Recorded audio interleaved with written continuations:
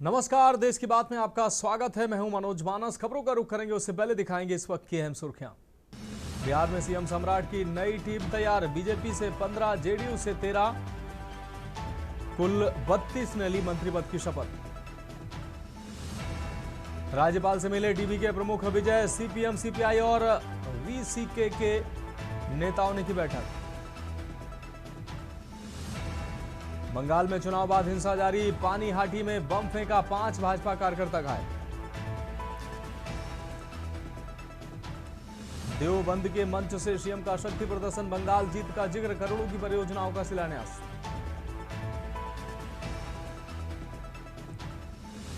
Operation सिंदूर को लेकर कांग्रेस का सरकार पर हमला। जयराम रमेश बोले, पाकिस्तान का कुछ नहीं बिगड़ा। और उत्तर प्रदेश समेत देश के कई हिस्सों में बारिश से मौसम हुआ सुहाना। बरसात से यातायात भी हुआ प्रभावित। आप देख रहे हैं के न्यूज, खबरों का सारथी। और अब खबरें विस्तार से। हम खबर से बुलेटिन की शुरुआत करेंगे। राजधानी दिल्ली के थाना आदर्श नगर में बीते दिन 4 लाख की लूट का मामला सुलझाने का काम किया गया है। पुलिस ने इस मामले को सुलझाते हुए 4 आरोपियों को उत्तर प्रदेश के गोंडा, बहराइच और बुलंदशहर में चलाए गए अभियान के तहत पकड़ने का काम किया है। पुलिस से मिली जानकारी के अनुसार आरोपी बार बार ठिकाना बदल रहे थे। सैकड़ों सीसीटीवी फुटेज खंगालने के बाद आरोपियों की शिनाख्त की गई थी, जिसके बाद इन्हें पकड़ने के लिए इंटर स्टेट ऑपरेशन चलाया गया था। आरोपियों के कब्जे से 2,88,000 रुपए नगद, अपराध में इस्तेमाल मोटरसाइकिलें, 4 मोबाइल फोन और वारदात के दौरान पकड़े गए कपड़े बरामद किए गए।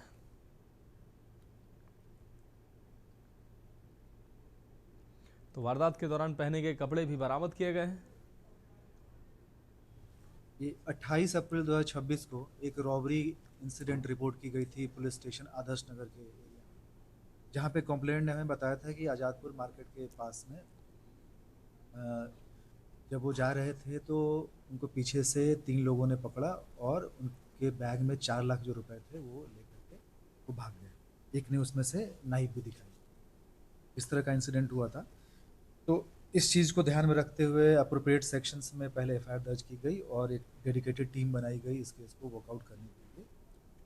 और इस टीम में थे SI Himanshu, head constable Avneesh, head constable Lilaram, head constable Sandeep, head constable Vipin और हेड कांस्टेबल मोहम्मद सारिक, जो काम कर रहे थे supervision of inspector Rajesh Kumar, SHO PS Adarsh Nagar, और under supervision of ACP Jahangirpuri.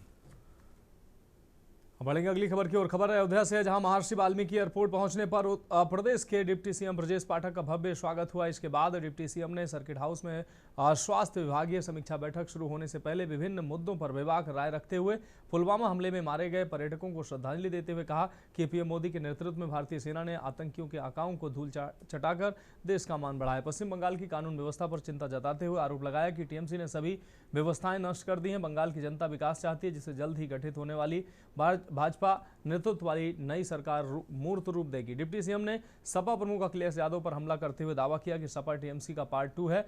Akhilesh के बंगाल दौरे पर तंज कसते हुए इसे ममता बनर्जी के आंसू पोंछने का कवायद बताया। उप मुख्यमंत्री ने दावा किया कि 2027 में प्रस्तावित यूपी विधानसभा चुनाव में भाजपा 2017 का इतिहास दोहराते हुए प्रचंड बहुमत से सत्ता में वापसी करेगी। साथ ही दावा किया कि विभागीय समीक्षा करते हुए रोगियों को सुविधापूर्ण चिकित्सा उपलब्ध कराने के निर्देश भी जारी करेंगे।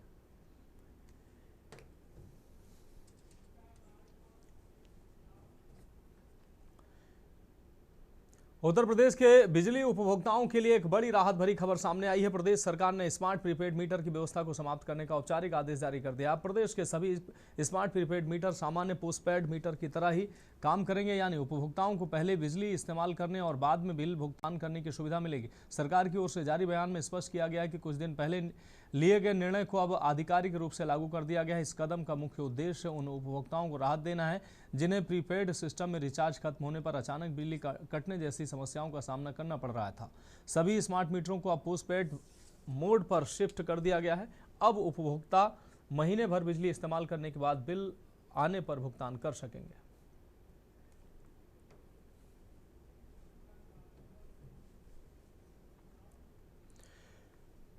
अमरोहा से अहम खबर है, जहां यातायात पुलिस का बड़ा एक्शन देखने को मिला। 200 चालान अभियान के तहत वाहन चालकों की चेकिंग की गई है। नियम तोड़ने वाले वाहन चालकों पर कसा गया है शिकंजा। बिना हेलमेट ट्रिपलिंग करने वालों का चालान किया गया है। 10 डग्गामार मैजिक टेम्पो किए गए हैं सीज। यातायात प्रभारी अनुज मलिक के नेतृत्व में चेकिंग हुई है।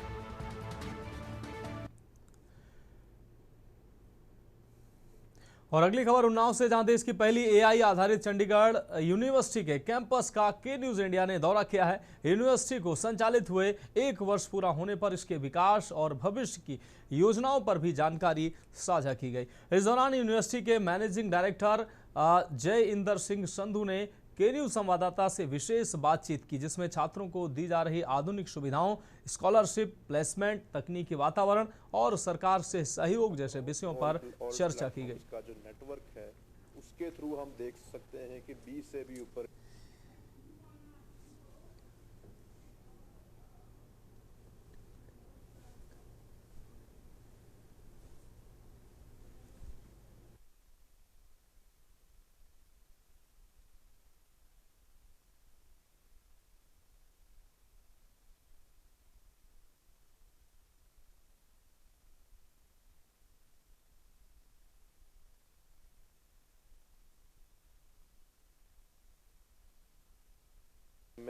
MNCs और जो इंडस्ट्रीज हैं अक्रॉस ऑल प्लेटफॉर्म्स का जो नेटवर्क है उसके थ्रू हम इंडिया की पहली एआई यूनिवर्सिटी चंडीगढ़ यूनिवर्सिटी में मैं मौजूद हूं और यहां के जो एमडी हैं जय इंदर सिंह हमारे साथ हैं, उनसे बातचीत कर लेते हैं।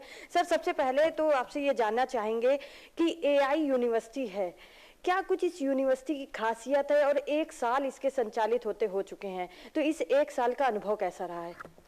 जी, जैसा आपने कहा कि भारत की पहली AI augmented multi disciplinary university, जिसका मतलब ये है कि हर एक डोमेन, हर एक सब्जेक्ट के हर एक क्लासरूम में हमारा जो एआई की ऑगमेंटेशन है, whether it is through technology या उसका जो करिकुलम है, बहुत ही अच्छे तरीके से और बहुत ही सोच समझ के रिसर्च के बाद विद इंटरनेशनल बेंचमार्क्स हमने उसका जो एकेडमिक मॉडल जो है और उसका जो एनवायरनमेंट है हमने डिज़ाइन किया है।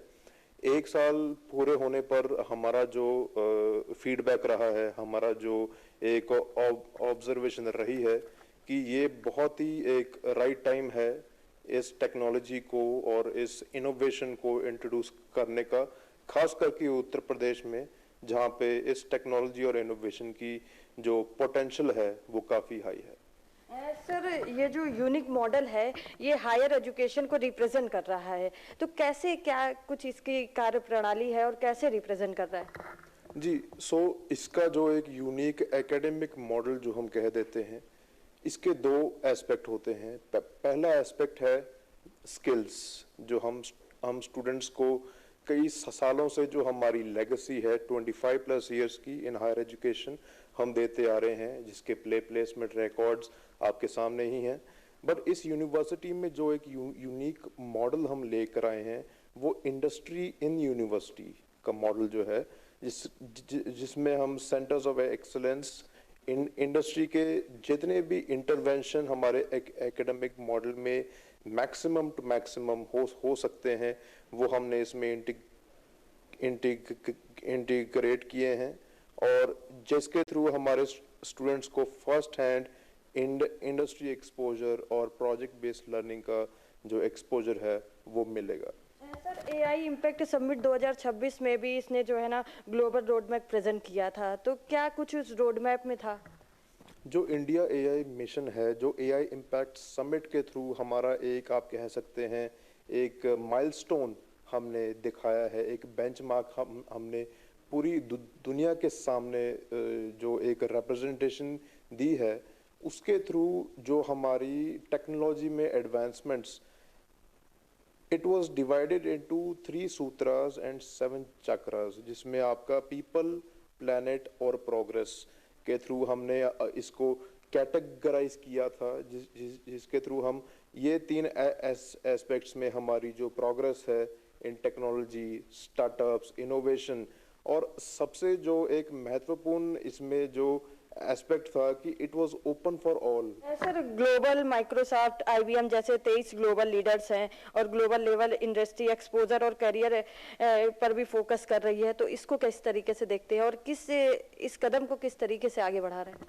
जी, जो हमारी पिछले साल से जो हमारी 20 MOU इंडस्ट्रीज के साथ हुई हैं, ग्लोबल MNCs, बिग फोर्स के साथ जो हमारी कोलैबोरेशन और पार्टनरशिप हुई है, उसका पर्पस ही ये है कि हम स्टूडेंट को ग्रेजुएशन से पहले साल से ही उनको इंडस्ट्री का एक्सपोजर दिया जाए, ताकि जो उनके स्किल्स हैं और जो इंडस्ट्री की डिमांड है उसको हम एक पाथवे दे सकें, एक हम उसको ब्रिज दे सकें, जहाँ पे हमारे बहुत गैप्स रहते हैं। यूजुअली स्टूडेंट में डाउट्स रहते हैं कि उनके जो एजुकेशन है, क्या वो आगे जाकर उनको काम आएगी कि नहीं आएगी। तो इस मैकेनिज्म और इस एनवायरनमेंट के थ्रू हम इंश्योर कराते हैं कि स्टूडेंट का जो कॉन्फिडेंस है हम उसको बहुत ही अच्छे तरीके से उसको लें, और जो उनका हमारे पर ट्रस्ट है हम उसको बेकरार रखें और उसको सही तरीके से नर्चरिंग के साथ एक एम्प्लॉयबल कैंडिडेट बनाएं। सर, प्लेसमेंट का क्या नियम है और किस तरीके से हो रहे हैं, क्योंकि अभी 1 साल हो चुका है इस यूनिवर्सिटी को? बिल्कुल, तो आप देख सकते हैं कि 1 साल में हमारे जो एक रोबस्ट इंडस्ट्री नेटवर्क है, हमारे पास 1000 से भी ऊपर जो टॉप क्वालिटी MNCs और जो इंडस्ट्रीज हैं अक्रॉस ऑल प्लेटफॉर्म्स का जो नेटवर्क है, उसके थ्रू हम देख सकते हैं कि 20 से भी ऊपर इंटर्नशिप्स और जो प्लेसमेंट अपॉर्चुनिटीज हैं हम स्टूडेंट्स को दे पाए हैं through placement drives, joint placement drives and other internship opportunities. तो ये थे हमारे साथ चंडीगढ़ यूनिवर्सिटी के MD, जिन्होंने साफ तौर पर कह दिया कि स्टूडेंट्स यहाँ पर आएं, बिना दबाव के अच्छी शिक्षा ग्रहण करें, साथ ही साथ उनको यहाँ पर रोजगार के लिए भटकना नहीं पड़ेगा, बल्कि रोजगार उन्हें यहीं पर मिलेगा। प्लेसमेंट के लिए बाहरी और देश की कंपनियां यहाँ पर आ रही हैं और लगातार जो छात्र हैं उनका प्लेसमेंट हो रहा है। कानपुर से के न्यूज के लिए सारिका गुप्ता की रिपोर्ट। बढ़ेंगे अगली खबर की ओर। बाराबंकी में नवागत जिलाधिकारी ईशान प्रताप सिंह ने तहसील फतेहपुर का औचक निरीक्षण किया। निरीक्षण के दौरान उन्होंने ऑनलाइन डेटा एंट्री, लंबित फाइलों, वेंडेंसी भूलेख, अभिलेख, कृषक दुर्घटना बीमा योजना और शत्रु संपत्ति से जुड़े मामलों की समीक्षा की। डीएम ने न्यायालय आने वाले वादकारियों को किसी प्रकार की असुविधा न हो, इसके लिए अधिकारियों को सख्त निर्देश दिए। निरीक्षण के दौरान तहसील परिसर में अधिकारियों और कर्मचारियों में हड़कंप की स्थिति बनी रही।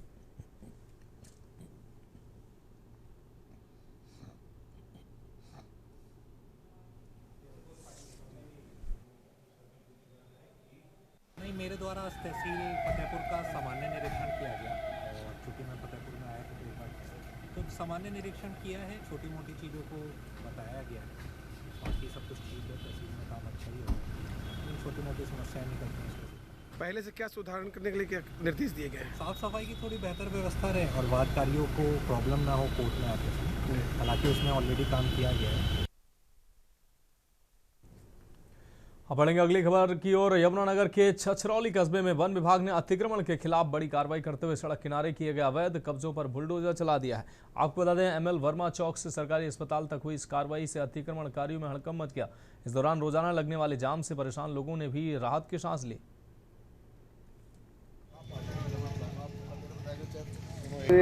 हमारे DFO की तरफ से आदेश आया था कि जो ML वर्मा चौक है उससे लेके आगे बाज़ार तक एनक्रोचमेंट जो दुकानदारों द्वारा की हुई है उस पर आप उसकी स्थिति का जायज़ा लें। तो आज हम इसका जायज़ा लेने आए थे भाई कितनी चौड़ाई सड़क की है और ये एक नोटिफाइड क्षेत्र है, कितने लोगों ने इनमें आगे कब्जे किए हैं। तो उसमें हमने इसके पूरे एरिया की जांच की है।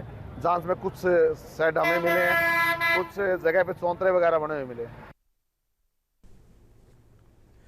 अगली खबर जनपद इटावा से है, जहां बड़पुरा थाना क्षेत्र के उदी मोड़ पर स्कूल से लौट रहे हाई स्कूल के दो छात्रों को बस ने रौंद दिया, जिससे दोनों छात्रों की मौके पर ही दुखद मौत हो गई। छात्रों की मौत की खबर मिलते ही परिजनों में कोहराम मच गया और सभी का दहाड़े मारकर जो है सभी परिजन रोते नजर आए। एक मृतक छात्र थाना क्षेत्र के पछाए गांव और दूसरा बड़पुरा गांव का निवासी था। मृतक छात्र प्रिंस के भाई ने बताया कि अचानक अनियंत्रित होकर बस ने दोनों को कुचल दिया, जिससे मौके पर ही मौत हो गई। एक्सीडेंट से बताया है, मैं तो इतना ही पता है। कितने लोग हादसे में कैसे खत्म हुए, कहाँ से कहाँ जा रहे थे, क्या जानकारी आपको है? पढ़ने आया था उदी मोड़, वहाँ से वापस हो रहा था। एक्सीडेंट सुना हमने, कितने लोग? पता नहीं, ये तो हम लोगों को नहीं पता। हादसा कहाँ हुआ? उदी मोड़ पे सुना। कौन से स्कूल में? स्कूल शकुंतलम स्कूल में पढ़ते। वाहन से हादसा हुआ? बस से बता रहे हैं ये लोग। देखिए, आज ये जानकारी प्राप्त हुई कि थाना क्षेत्र बड़पुरा में दो बच्चे बाइक से जा रहे थे। वो अपने स्कूल से वापस जा रहे थे। उनका रास्ते में ऊदी मोड़ के थोड़ा आगे ओवरब्रिज के पास में एक बस से एक्सीडेंट हो गया था, जिन्हें तत्काल प्रभाव से जिला अस्पताल लाया गया। यहाँ उन्हें मृत घोषित कर दिया गया। अब बढ़ेंगे अगली खबर की ओर। इटावा में आज से स्वगणना के प्रथम फेज की शुरुआत हो गई है। सदर विधायिका सरिता भदौरिया ने ऑनलाइन डिटेल भरकर अभियान का शुभारंभ किया है। उन्होंने जनपद वासियों से 7 मई से 21 मई 2026 तक चलने वाले इस अभियान में बढ़ चढ़कर भाग लेने की अपील की और कहा कि 34 बिंदुओं की जानकारी डिजिटल माध्यम से भरनी है। वहीं एसडीएम विक्रम राघव ने बताया कि जिलाधिकारी के निर्देशन में स्वगणना अभियान शुरू हुआ है और लोग अपने मोबाइल से आसानी से यह प्रक्रिया पूरी कर सकते हैं। उन्होंने बताया कि 22 मई से 20 जून तक प्रगणकों द्वारा घर घर जाकर मकानों की गणना की जाएगी। तो स्वगणना देखिए, स्वगणना यानी जो सेल्फ इन्यूमरेशन का फेज़ है वो आज 7 मई 2026 से लेकर 21 मई 2026 तक संचालित रहेगा। आदरणीय जिलाधिकारी महोदय जो कि प्रमुख जनगणना अधिकारी हैं जनपद इटावा के, एवं अपर जिलाधिकारी महोदय जो प्रमुख जनगणना जो जिला जनगणना अधिकारी हैं हमारे इटावा जनपद के, उनके निर्देशन में ये स्वगणना वाला जो फेज़ है आज उसका स्टार्ट हुआ है, प्रारंभ हुआ है। हम सभी लोग जो भी चार्ज ऑफिसर्स हैं तहसीलों में, नगर पालिका में, सभी लोग अपने स्टाफ को कलेक्ट्रेट में, विकास भवन में हम लोग स्वगणना करा रहे हैं। देखिए, 7 मई से लेकर 21 मई तक ये स्वगणना का क्रम चलने वाला है। सरकार ने जनगणना का पहला फेज आज प्रारंभ किया है स्वगणना के रूप में। मेरी अपील होगी अभी अपने सभी जनपद वासियों से स्वगणना में अधिक से अधिक भाग लें और अपने मकान की जानकारी या जो 34 पॉइंटों में सरकार ने जानकारी चाहिए उस जानकारी को ऐप पर डाउनलोड करें और ज़्यादा से ज़्यादा लोग अपनी स्वगणना स्वयं प्रारंभ करें। अब बढ़ेंगे अगली खबर की ओर। कानपुर के कल्याणपुर थाना क्षेत्र में उस वक्त हाई वोल्टेज ड्रामा देखने को मिला जब हूटर बजाती स्कॉर्पियो को रोकना पुलिस के लिए भारी पड़ गया। गाड़ी में सवार 2 सगी बहनों ने पहले सड़क पर हंगामा किया और फिर थाने पहुंचकर जमकर बवाल काटा। आरोप है कि महिला दरोगा से अभद्रता करते हुए एक बहन ने उनके हाथ में दांत से काट लिया और पुलिस ने दोनों को हिरासत में लेकर स्कॉर्पियो फिलहाल सीज कर दी है।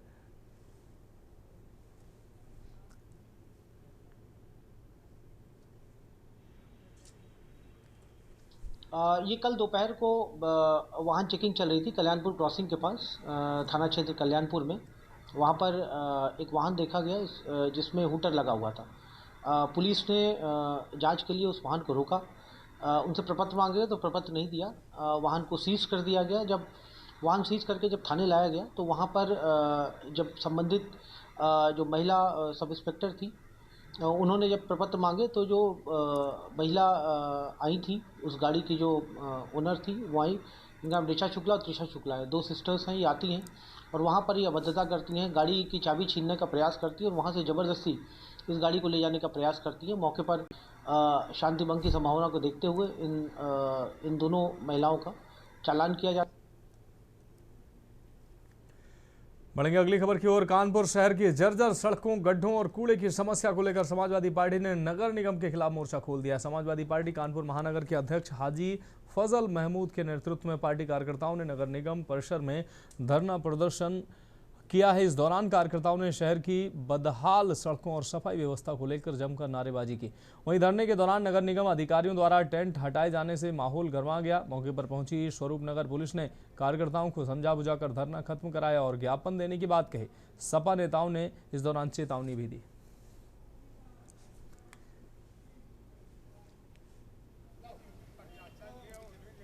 समाजवादी पार्टी कानपुर महानगर द्वारा कानपुर से नगर निगम के से संबंधित विभिन्न समस्याओं को लेकर हम लोगों ने आज के दिन वहाँ ज्ञापन और धरना देने का प्रोग्राम बनाया था। वहाँ हम लोग धरना दे रहे थे, लेकिन शासन प्रशासन ने मेरा टेंट नहीं लगने दिया, मेरा टेंट हटवा दिया।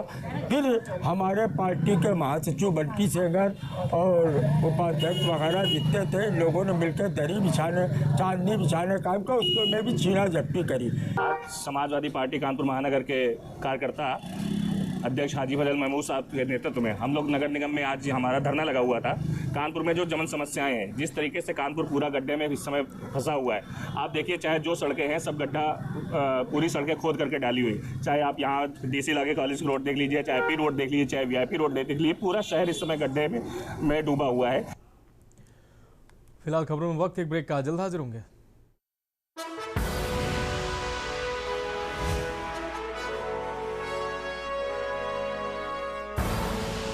आप देख रहे हैं के न्यूज, खबरों का सारथी। ब्रेक के बाद देश की बात में एक बार फिर से आपका स्वागत है। रुक करेंगे अगली खबर का। औरैया के काकोर स्थित मानस सभागार में स्वगणना डिजिटल फॉर्म अभियान को लेकर महत्वपूर्ण बैठक आयोजित की गई। जिलाधिकारी ब्रजेश कुमार ने अधिकारियों को 7 मई से 21 मई तक चलने वाले अभियान को सफल बनाने के निर्देश दिए। उन्होंने डिजिटल सेल्फी पॉइंट पर पहुंचकर सेल्फी भी खिंचवाई और जनपद के प्रमुख स्थानों पर लोगों को जागरूक कर अधिक से अधिक डिजिटल फॉर्म भरवाने पर जोर दिया। डीएम ने नागरिकों से अपील की है कि फॉर्म भरते समय OTP, पैन कार्ड और बैंक खाते की जानकारी किसी से साझा न करें तथा डिजिटल स्वगणना में भाग लेकर जनपद के विकास में सहयोग करें।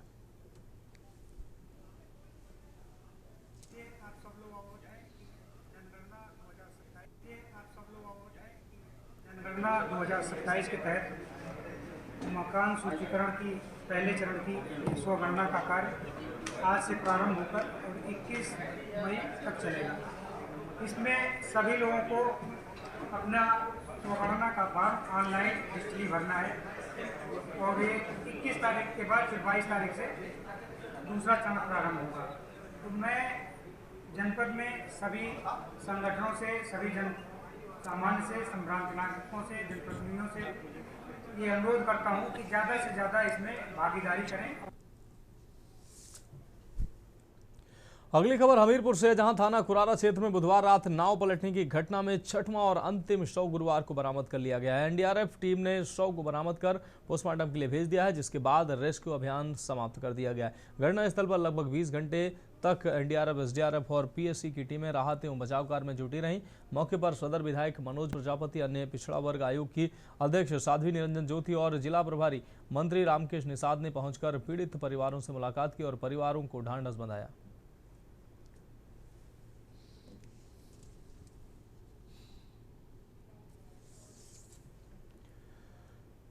अगली खबर अमरोहा से है, जहां गजरौला थाना क्षेत्र के सुल्तान ढेर गांव में युवक का शव आबादी के बाहर पेड़ से लटका मिला है, जिससे सनसनी फैल गई। बताया जा रहा है कि कुछ दिन पहले युवक गांव निवासी एक लड़की को लेकर फरार हो गया था, जिसे ग्रामीणों ने बरामद कर लिया था। अब युवक की मौत के बाद प्रेम संबंधों में युवक की मौत का दावा किया जा रहा है। मृतक के पिता प्रीतम ने गांव निवासी हरपाल आदि पर हत्या कर शव फंदे से लटकाने का आरोप लगाया है। इसको लेकर गांव में जमकर विवाद और हंगामा भी हुआ। सूचना पाकर पहुंची पुलिस ने लोगों को समझा बुझाकर शांत कराते हुए शव को कब्जे में लेकर पोस्टमार्टम के लिए भेज दिया है।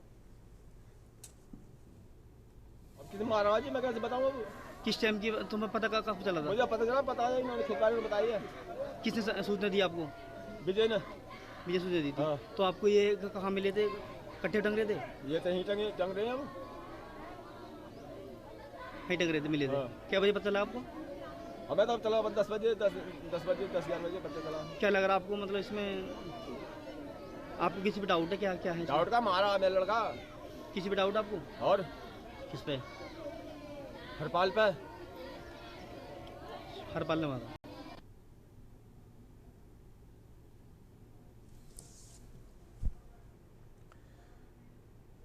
बढ़ेंगे अगली खबर की ओर। खबर रायबरेली से है, जहां जिलाधिकारी सरनीत कौर आपको बता दें ब्रोका ने स्वर्गीय जनगणना आपको बता दें माफ कीजिएगा स्व जनगणना के अभियान की शुरुआत कराते हुए वेबसाइट पर स्वयं की डिटेल दर्ज कराई। इस दौरान कलेक्ट्रेट स्थित बचत भवन में मौजूद जिले के अन्य अधिकारियों सहित कर्मचारियों ने भी अपने अपने परिवारों का ब्यौरा दर्ज कराया। डीएम ब्रोका ने जिले के लोगों से 21 मई तक जारी रहने वाले अभियान के तहत स्व जनगणना डाटा उपलब्ध कराने की अपील की।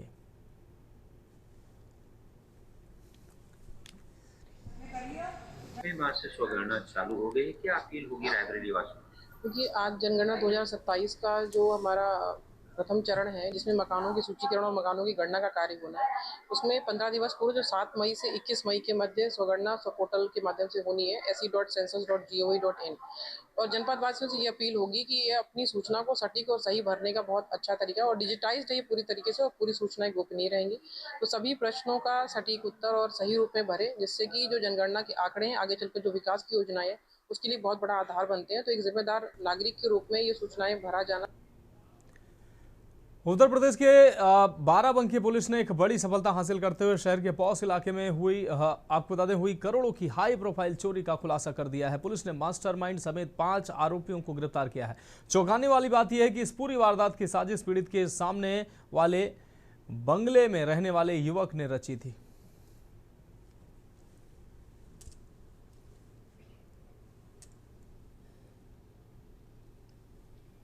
सभी लोगों को अवगत कराना है कि 30 अप्रैल की रात को पुलिस को सूचना मिली थी शालीमार पैराडाइज के एक विला में चोरी हुई है, जिसमें तत्काल पुलिस मौके पे पहुंची थी और वहां पे जानकारी करने पे पता चला था कि काफ़ी हाई वैल्यूएशन ज्वेलरी और लाइसेंसी पिस्टल मैग कारतूस वहां से चोरी किए गए थे। उस संबंध में तत्काल मुकदमा पंजीकृत कर 5 टीमों का गठन किया गया था इस घटना को वर्कआउट के लिए।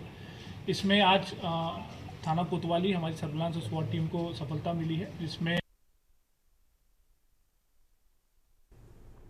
भारत की जनगणना 2027 को लेकर उत्तर प्रदेश में प्रशासनिक तैयारियां तेज हो गई हैं। रामपुर के जिलाधिकारी अजय कुमार द्विवेदी ने घोषणा की है कि 7 मई से स्वगणना पोर्टल की शुरुआत हो रही है, जिससे अब नागरिकों को सरकारी प्रगणकों का इंतजार नहीं करना होगा।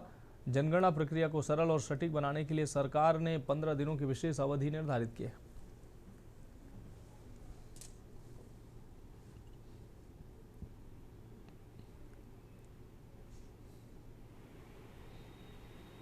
देश में जनगणना का पहला फेज प्रारंभ हो चुका है। 7 मई से आज स्वगणना शुरू की जानी है। इसके अंतर्गत मैं जनपद वासियों से अपील करूंगा कि आप जो स्वगणना का पोर्टल है उस पर जाके अपना मकान और उसके डिटेल्स को फिल करें। ये बड़ा ही सरल प्रक्रिया इसमें है। इसमें आपको अपनी पर्सनल डिटेल्स और मकान का जो विवरण है वो भरना है। सभी भाषाओं में ये पोर्टल उपलब्ध है। आप अपनी पसंदीदा भाषा चुन के उसके अनुसार आप अपनी डिटेल्स उसमें फिल कर सकते हैं। एटा के मारहरा थाना क्षेत्र के नगला भीम गांव में शादी समारोह के दौरान डांस को लेकर एक बड़ा विवाद हो गया। बारात में डीजे पर डांस के दौरान 2 पक्षों में मारपीट हो गई। इसके बाद फायरिंग में दुल्हन के ममेरे भाई आकाश को सीने में गोली लग गई। गंभीर हालत में उसे हायर सेंटर रेफर किया गया। घटना के बाद शादी समारोह में अफरा तफरी मच गई और आरोपी मौके से फरार हो गए। पुलिस ने नामजद आरोपियों के खिलाफ मुकदमा दर्ज कर उनकी तलाश शुरू कर दी है।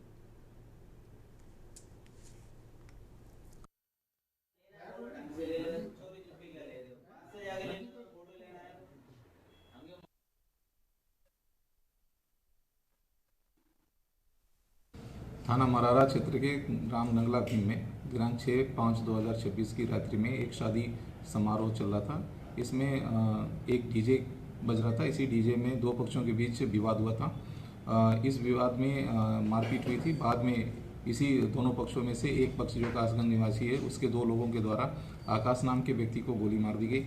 इसमें आकाश को हॉस्पिटल में एडमिट कराया गया है, उसका इलाज चल रहा है। आरोपी में से एक अभियुक्त को गिरफ्तार कर लिया गया है। शेष अभियुक्त की गिरफ्तारी हेतु टीम गठित कर दी गई है। बढ़ेंगे अगली खबर की ओर। चंदौली जनपद के सकलडीहा कस्बा स्थित अलीनगर तिराहे पर गुरुवार को सड़क निर्माण कार्य के दौरान हुए दर्दनाक हादसे के बाद जमकर बवाल हो गया। सड़क निर्माण में लगे डंपर की चपेट में आने से एक विवाहिता की मौके पर ही मौत हो गई। हादसे के बाद गुस्साए परिजनों और स्थानीय लोगों ने सड़क को जाम कर दिया, जिससे करीब 3 घंटे तक आवागमन पूरी तरह से बाधित रहा। मौके पर भारी संख्या में पुलिस बल तैनात करना पड़ा।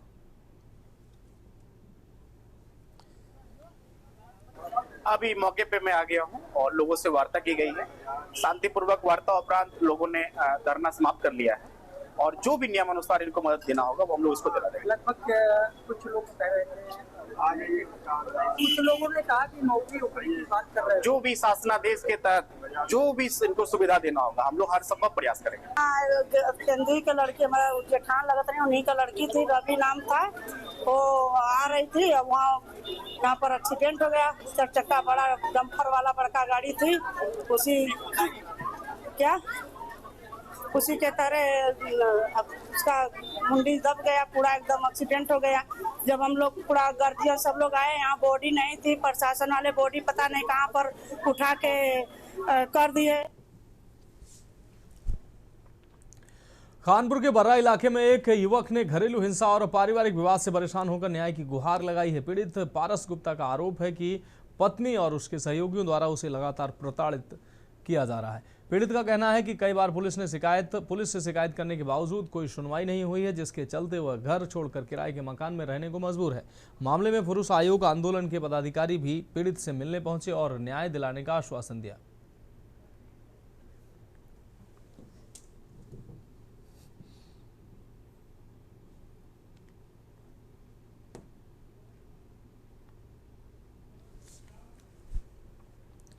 झांसी में न्यायालय के आदेश के बाद पूर्व गरोठा विधायक दीप नारायण सिंह यादव की 24 करोड़ रुपए की संपत्ति कुर्क की गई है। ये कार्रवाई मुकदमा संख्या 1651/2026 के तहत की गई है। कार्रवाई में कारगुआ, बनगुआ और भगवंतपुरा क्षेत्रों में उनके सहयोगियों के नाम दर्ज संपत्तियों को भी कुर्क किया गया है। मौके पर पुलिस और राजस्व विभाग की टीम मौजूद रहे। एसपी सिटी प्रीति सिंह ने बताया कि अब तक इस मामले में कुल 596 करोड़ रुपए की संपत्ति कुर्की जा चुकी है।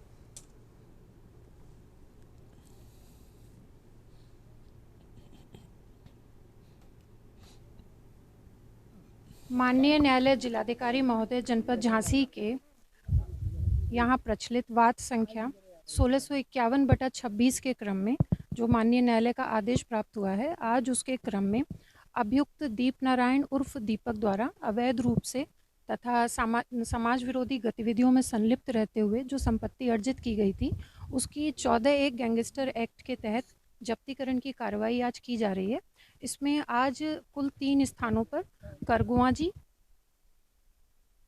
अगली खबर प्रयागराज से, जहां इलाहाबाद हाईकोर्ट के जज ने शंकराचार्य स्वामी अभिमुक्तेश्वरानंद केस की सुनवाई करने से स्वयं को अलग कर लिया है। उन्होंने केस हाईकोर्ट के चीफ जस्टिस के पास भेजते हुए किसी दूसरी बेंच में सुनवाई कराने का अनुरोध किया है। आपको बता दें कि आशुतोष ब्रह्मचारी ने स्वामी अभिमुक्तेश्वरानंद और मुकुंदानंद के खिलाफ यौन उत्पीड़न की शिकायत दर्ज कराई थी। मामला दर्ज होने के साथ ही इसे लेकर राजनीतिक बखेड़ेबाजी जारी है। सत्ता पक्ष और विपक्ष लगातार मामले में बयानबाजी करते नजर आ रहे हैं।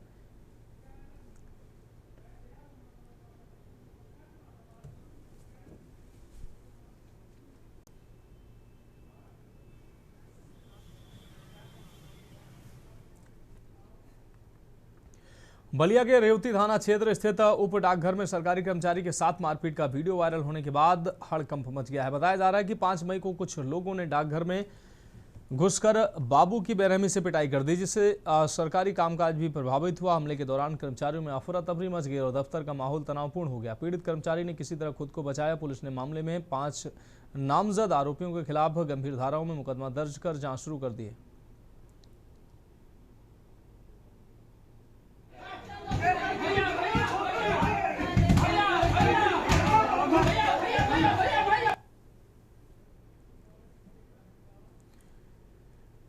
बढ़ेंगे अगली खबर की ओर। बाराबंकी के लोनी कटरा थाना क्षेत्र के ग्राम सराय पांडे स्थित गौशाला को लेकर ग्रामीणों में भारी आक्रोश देखने को मिल रहा है। ग्रामीणों का आरोप है कि गौशाला में लगातार पशुओं की मौत हो रही है और मृत पशुओं के अवशेष खुले में फेंके जा रहे हैं, जिससे इलाके में तेज दुर्गंध फैल रही है। ग्रामीणों का कहना है कि मृत पशुओं के सुरक्षित निस्तारण की कोई व्यवस्था नहीं की जा रही है, जिससे संक्रमण फैलने का खतरा बढ़ गया है। स्थानीय लोगों ने प्रधान पर शिकायतों के बावजूद ध्यान न देने का आरोप लगाया है।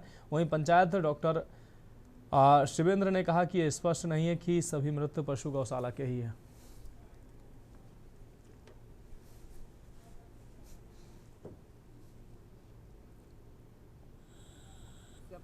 घर है, इधर गौशाला है जी।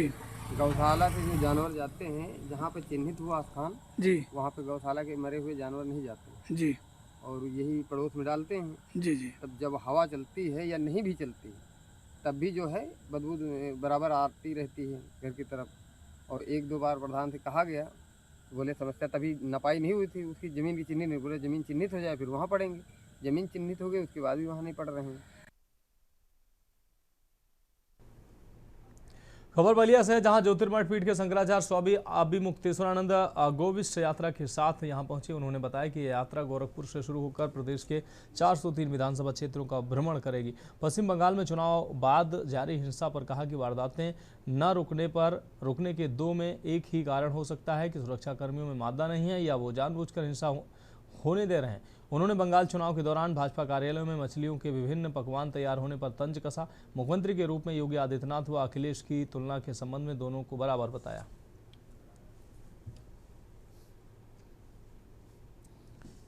विद्वानों की और समर्पित सनातनियों की भूमि है।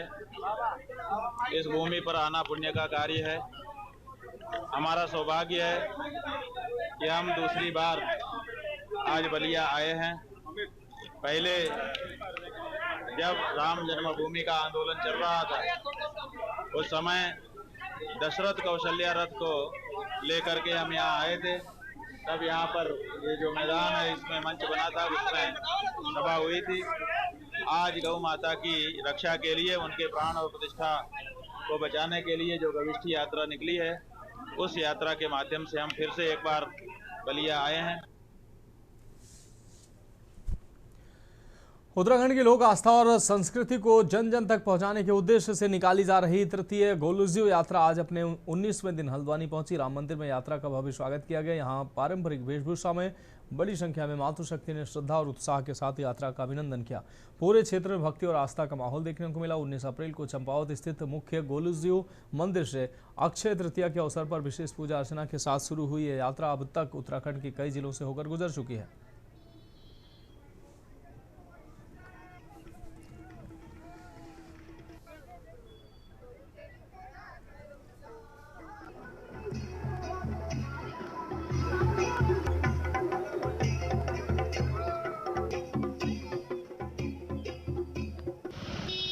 देखिए, बड़ी प्रसन्नता का विषय है। आज हल्द्वानी नगर में आप देख रहे हैं कि इस समय हम लोग खड़े हैं प्राचीन राम मंदिर के पावन प्रांगण में, और उत्तराखंड की सुख समृद्धि के लिए चंपावत गोलजू महाराज, जो कि चंपावत राजा कहलाए जाते हैं, चंपावत गोलजू मंदिर से यह यात्रा प्रारंभ होकर अक्षय तृतीया के दिन यह यात्रा प्रारंभ हुई है आदरणीय श्रीमान विजय भट्ट जी के नेतृत्व में। और संपूर्ण उत्तराखंड की यात्रा करते हुए आज हल्द्वानी प्राचीन राम मंदिर में इस यात्रा का भव्य स्वागत किया गया है। नगर के सभी गणमान्य लोग, सभी माताएं बहनें शक्तियां राम मंदिर से गोलजू महाराज का अभी पूजन करके यहाँ से पैदल रामलीला मैदान, पटेल चौक, ओके होटल और कालू सिद्ध बाबा के मंदिर होते हुए उत्थान मंच गोलजू मंदिर में यह यात्रा विराम लेगी। न्याय के देवता गोलजू की सम्मान यात्रा निकल रही है और सबसे अच्छी बात है कि हमारे हल्द्वानी के सिख संगत ने इतना अच्छा आयोजन करा है और हर बार मैं देखता हूँ कि ये लोग लगे रहते हैं। और सिख संगत गोलजू की न्याय यात्रा के साथ साथ कहीं पे भी कोई चीज होगी, और इसमें मैं अपने भाई, जो हमारे बड़े भाई गुरमीत जी हैं, मैंने देखा कहीं पे भी किसी की भी जरूरत होती है, गरीब आदमी, हर अमीर आदमी, हर किसी के साथ कंधे से कंधा मिला के खड़े रहते हैं। और ये हमें ऐसी लगता है कि जैसे गोलजू का आशीर्वाद इनके ऊपर साक्षात है। सिख समाज के द्वारा इनको स्वागत किया जा रहा है। सबसे अच्छी ये प्रथा इनकी लगी है कि हर धर्म को अपने शास्त्रों के साथ जोड़ के, जो पूरे इन्होंने इस समय उत्तराखंड में 6000 किलोमीटर की कम से कम ये घूम के आए हैं, जो 1 महीने से ज्यादा यात्रा जो करते आया है। दूर दराज के मंदिरों, गुरुद्वारे, सब जगह पे ये होते हुए आए कि अपने शास्त्रों से जुड़े, हर दिन अपने भगवानों को पूछे और इससे हर घर के जीवन का भी कल्याण हो। जो हमारी गोलजू की यात्रा यहाँ पर पहुंची है, हमारे इस उत्तराखंड के अधिष्ठाता देवता हैं और इनकी यात्रा पूरे धर्म स्थलों से होते हुए, पूरे उत्तराखंड से होते हुए आज रामलीला ग्राउंड में राम मंदिर पर पहुंची है। और यहाँ से उत्थान मंच जाकर इसकी पूर्णता होगी। और हमारे खासकर कुमाऊं के प्रत्येक घर में गोलजू को माना जाता है और गोलजू की हर जगह पूजा होती है और गोलजू का आशीर्वाद लगातार इस उत्तराखंड को मिलता आ रहा है। नैनीताल स्थित हाईकोर्ट बार सभागार में हाईकोर्ट द्वारा आपको बता दें हाईकोर्ट बार एसोसिएशन की आपात बैठक आयोजित हुई है, जिसमें आंध्र प्रदेश हाईकोर्ट में सुनवाई के दौरान एक अधिवक्ता को 24 घंटे की न्यायिक हिरासत में भेजे जाने की घटना की कड़ी निंदा की गई। बार एसोसिएशन के अध्यक्ष DCS रावत ने इसे न्यायपालिका के इतिहास में पहली ऐसी घटना बताते हुए बार काउंसिल ऑफ इंडिया से संबंधित जज के खिलाफ कठोर कार्रवाई और उन्हें न्यायिक कार्य से हटाने की मांग की है। वरिष्ठ अधिवक्ता महेंद्र पाल ने इस कार्रवाई को अशोभनीय बताते हुए कहा कि इससे अदालत की मर्यादा को ठेस पहुंची और देश भर के अधिवक्ता इसका विरोध कर रहे हैं।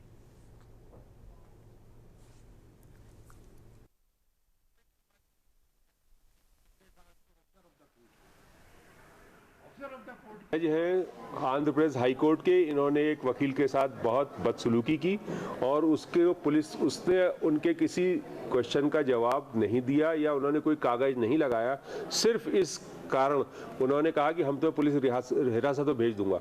तो इस पर पूरे देश की वकीलों ने बड़ा इस पर विरोध प्रकट किया है। बार काउंसिल इंडिया की एक आपत्तिकालीन मीटिंग हुई जिसमें ये प्रस्ताव पास किया है कि ऐसे जज के खिलाफ कठोर कार्रवाई की जाए, उनसे जुडिशियल वर्क हटा लिया जाए और उनको ये बताया जाए कि किसी वकील के साथ उतने ही सम्मान के साथ पेश आइए जिसके वो हकदार हैं। और सारे हमारी bar association Uttarakhand, bar council of Uttarakhand, bar council of India और सभी राज्यों की बार काउंसिल ने इस घटना की कड़ी निंदा की है। आज ये निर्णय लिया गया हमारी मीटिंग में, ये विचार गोष्ठी में ये उचित निर्णय लिया गया कि हम इस जो ये घटना हुई है इसकी कड़ी भर्त्सना करते हैं और माननीय उच्चतम न्यायालय, बार काउंसिल ऑफ इंडिया और आंध्र प्रदेश की बार एसोसिएशन से ये निवेदन करते हैं कि वो उचित से उचित कार्रवाई उसके उन जज साहब के खिलाफ करने का प्रयास करें और हम उनके साथ हैं, क्योंकि एक जगह का अधिवक्ता हर जगह के अधिवक्ता के साथ इस कठिन घड़ी में खड़ा हुआ है। क्योंकि अगर आपने देखा होगा कि जिस तरह से उस अधिवक्ता को, जो वीडियो फुटेज आई है, जिस तरह से उस अधिवक्ता के साथ दुर्व्यवहार किया गया, वो निंदनीय, अशोभनीय है और हम इसकी कड़ी भर्त्सना करते हैं। सीधे सीधे कंटेम्प्ट ऑफ कोर्ट है और उस जज को ये समझना चाहिए कि वो कंटेम्प्ट ऑफ कोर्ट कर रहे हैं। Contempt of court both side से होता है, वकील की ओर से भी होता है और जज की ओर से भी। जज ये भूल गया कि मैं कंटेम्प्ट कर रहा हूं। श्रीनगर गढ़वाल उत्तराखंड कांग्रेस की प्रभारी कुमारी शैलजा बुधवार को श्रीनगर पहुंची, जहां उनका कार्यकर्ताओं ने जोरदार स्वागत किया। इस दौरे के दौरान उन्होंने पौड़ी जिले के कांग्रेस कार्यकर्ताओं के साथ बैठक कर आगामी 2027 विधानसभा चुनाव की तैयारियों को लेकर रणनीति बनाई और संगठन में नई ऊर्जा का संचार किया।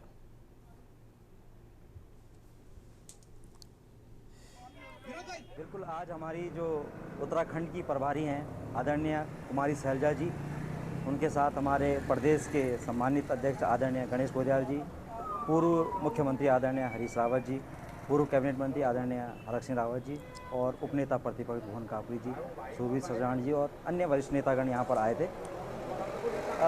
उनके साथ हमारे सहप्रभारी मनोज यादव जी और स्वयं शर्मा जी भी यहाँ पर मौजूद थे। हमारा कहना यह है, आज वो लोग जिस तरह से यहाँ पर आए हैं, निश्चित रूप से हमारे कार्यकर्ताओं का मनोबल बहुत बड़ा है और हमारी जो जिले की तीनों विधानसभाएँ हैं, पौड़ी, श्रीनगर और चौबट्टाखाल, विशेष रूप से हमारे जितने भी नवनिर्वाचित ब्लॉक अध्यक्ष, नगर अध्यक्ष गण हैं, उनका मनोबल बड़ा है।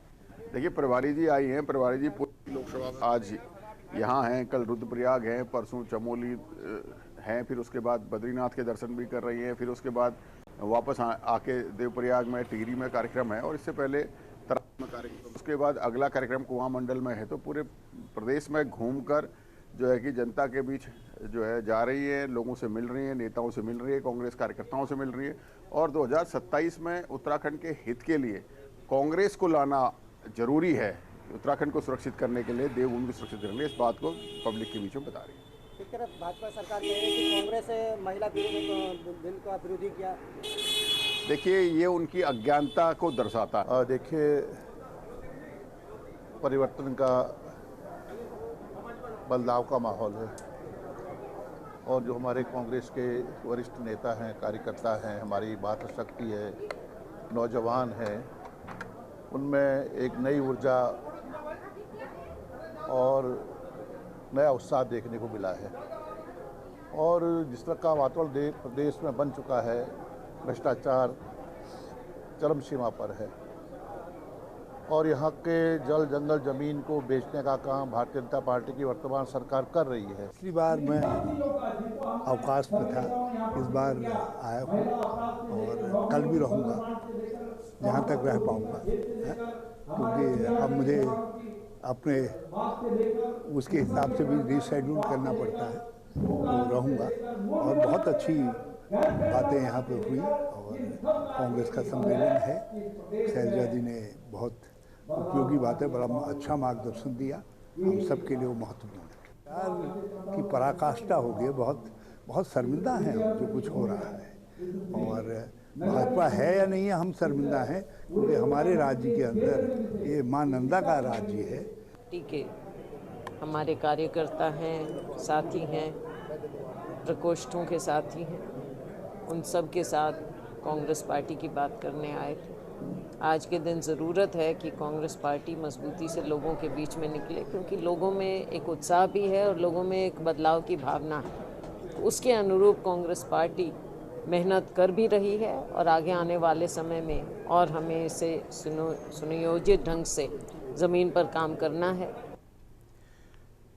बढ़ेंगे अगली खबर की ओर। कबीरधाम जिले के सहसपुर लोहारा थाना क्षेत्र में एक सनसनीखेज हत्या की गुत्थी का पुलिस ने महज कुछ दिनों में सुलझा लिया। इस गुत्थी को खेत में निर्वस्त्र अवस्था में मिली महिला की हत्या को लेकर हत्या को पहले दुष्कर्म से जोड़कर देखा जा रहा था, लेकिन पुलिस की वैज्ञानिक जांच में चौंकाने वाला खुलासा हुआ है। मृतका की ननद ने ही पारिवारिक रंजिश के चलते अपनी भाभी की हत्या कर शव को निर्वस्त्र कर घटना को दुष्कर्म का रूप देने की कोशिश की थी। पुलिस ने आरोपी महिला को गिरफ्तार कर न्यायिक रिमांड पर भेज दिया है।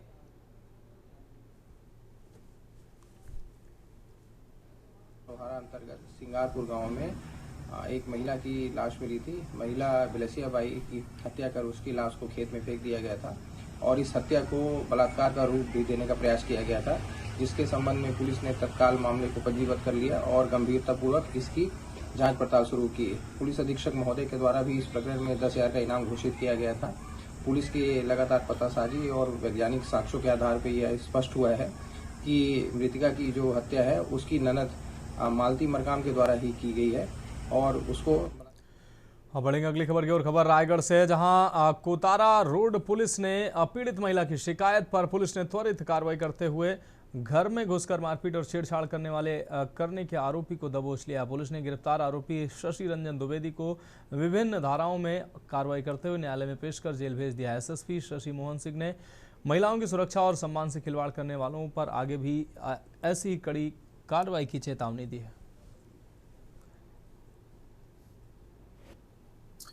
पिछले दिनों थाना कोतरा रोड में थाना क्षेत्र की निवासी एक महिला ने आकर रिपोर्ट दर्ज कराया था कि उसके घर के ही किराएदार जो उसके बेटे का मित्र था, घर पर किसी और सदस्य को ना देखकर उनके तरफ आकर उनके साथ अश्लील हरकतें किया है। रिपोर्ट को तत्काल संज्ञान में लेकर अपराध पंजीबद्ध कर आरोपी को गिरफ्तार किया जा चुका है। आरोपी को माननीय न्यायालय में पेश कर न्यायिक रिमांड में। अगली खबर रायगढ़ से, जहां चक्रधर नगर थाना व साइबर थाना पुलिस ने संयुक्त कार्रवाई करते हुए 18 किलो गांजा जब्त कर 3 आरोपियों को गिरफ्तार किया है। आरोपी स्कूटी से उड़ीसा से तस्करी कर प्रदेश की राजधानी सहित आसपास के इलाके में गांजा की खेप खपाते थे। पुलिस ने आरोपियों से स्कूटी और मोबाइल सहित करीब 2,11,000 रुपए बरामद होने की जानकारी दी है। डीएसपी ने बताया कि एसएसपी शशि मोहन सिंह के मार्गदर्शन में जारी ऑपरेशन आघात के तहत लगातार दूसरे दिन बरामदगी और गिरफ्तारी की गई है।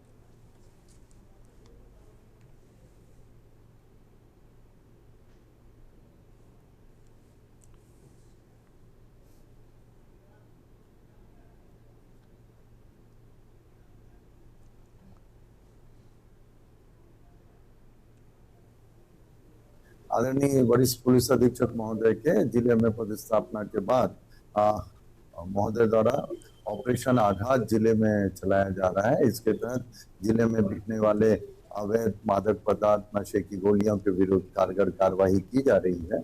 इसी क्रम में सूचना मिलने पर साइबर थाना प्रभारी विजय चेलत्ती के नेतृत्व में चक्रधर नगर के स्टाफ ने संबलपुरी पे सूचना के आधार पे पॉइंट लगाकर आने वाली वाहनों को चेकिंग कर रहे थे। सूचना के अनुसार बताए गए हुलिया का वाहन और आरोपी पहुंचने पर उनको रोक कर चेक किया गया। पंजाब के मुख्यमंत्री भगवंत सिंह मान ने आज पवित्र शहर श्री अमृतसर साहिब में सचखंड श्री हरमंदिर साहिब में माथा टेका। इस दौरान उन्होंने 13 अप्रैल 2026 को पंजाब विधानसभा में पास हुए जगत जोत श्री गुरु ग्रंथ साहिब सत्कार एक्ट के लिए भगवान का शुक्रिया अदा किया। उन्होंने कहा कि ये सेवा भगवान की कृपा से ही मुमकिन हो पाई है। उन्होंने भगवान से प्रार्थना की है कि वह उन्हें पंजाब और पंजाबियों की सेवा करने की ताकत दें।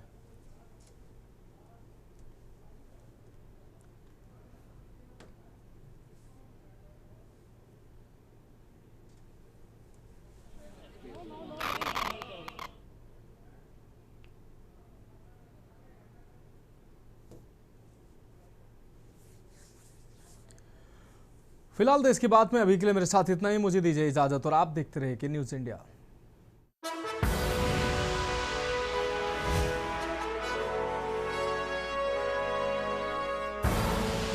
आप देख रहे हैं के न्यूज़, खबरों का सारथी।